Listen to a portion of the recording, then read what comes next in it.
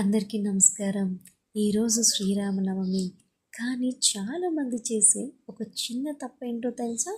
ఈరోజు పూజని సరిగ్గా చేయకపోతే ఫలితం తగ్గిపోతుంది.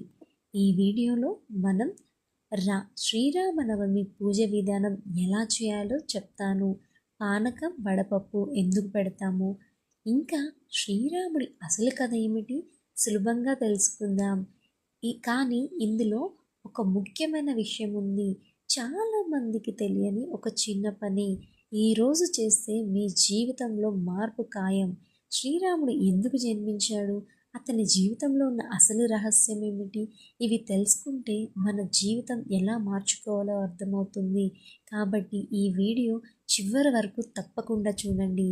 ఎందుకంటే చివరిలో నేను చెప్పే ఒక చిన్న పని మీ అదృష్టాన్ని మార్చగలదు. ఇప్పుడు మనం పూజ ప్రారంభిద్దాం. ముందుగా మనం ఈరోజు చేయవలసిన పనులు. పూజలో ముఖ్యమైన పని ఈరోజు శ్రీరాముడికి కంపల్సరిగా దీపం అయితే వెలిగిద్దాం.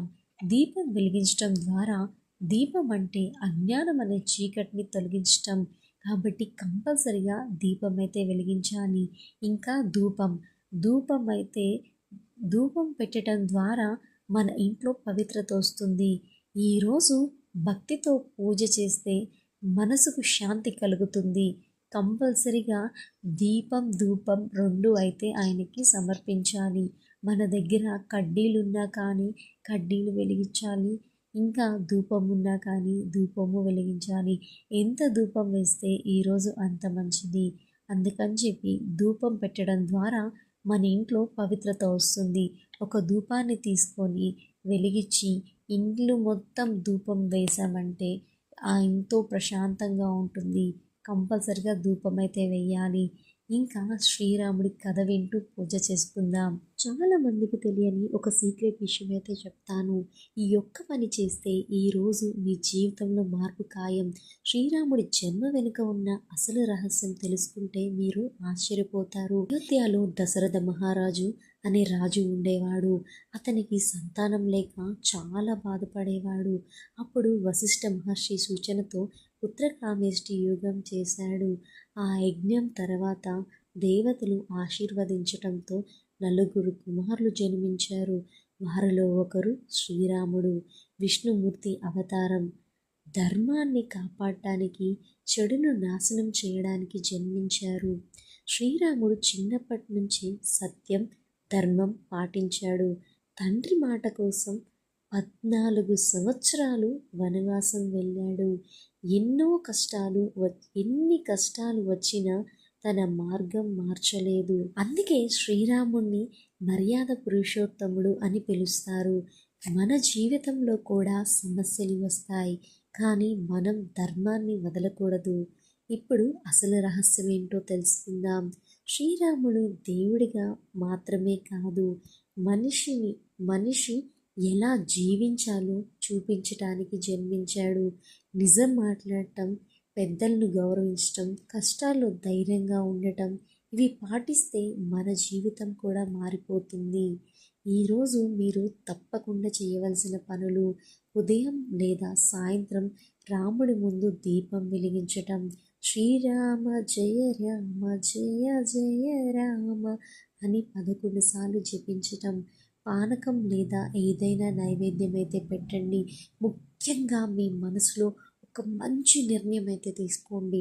ఇలా ఈరోజు మంచి నిర్ణయం తీసుకోవటం వల్ల మీ జీవితంలో చాలా మార్పునైతే మీరు గమనిస్తారు. కాబట్టి కంపల్సరిగా ఆ రాముడిని మనసులో మంచి నిర్ణయం అయితే తీసుకోండి.